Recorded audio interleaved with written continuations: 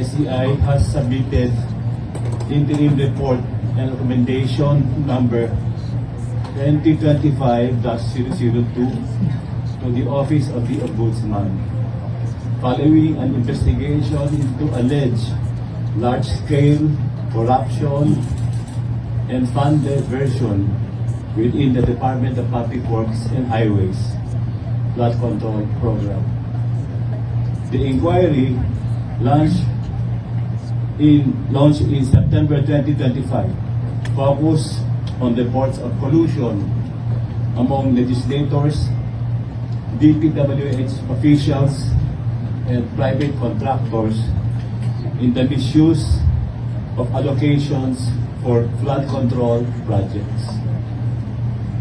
Based on the sworn statements and corroborating evidence provided by former DPWH officials, Engineer Henry Alcantara, Engineer Bryce Erickson Hernandez, and Engineer JP Mendoza, the Commission uncovered an alleged systematic kickback scheme in which legislators acting as project proponents inserted flood control projects into the National Expenditure Program, or NEP, and the House General Appropriations Bill, also called SGAB, and the General Appropriations Act, or GAA, in exchange for commission ranging from 20% to 30%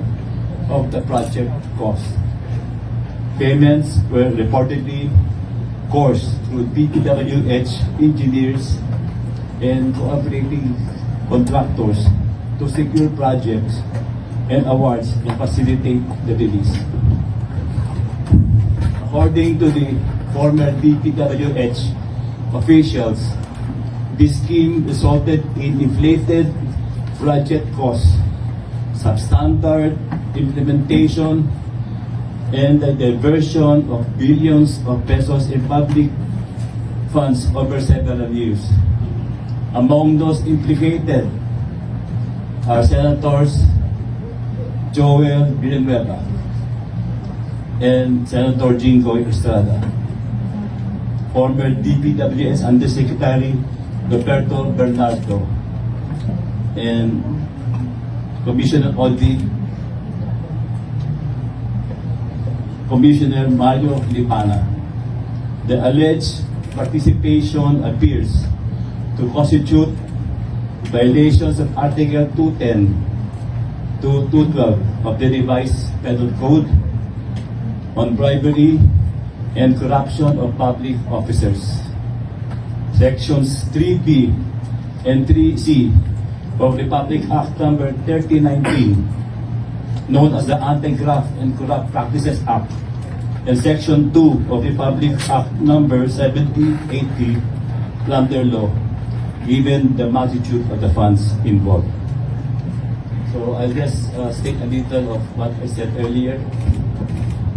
This filing, we remain true to our commitment to the Filipino people. No one will be spared in this fight against corruption. Politicians and government officials will be investigated and charged by credible evidence.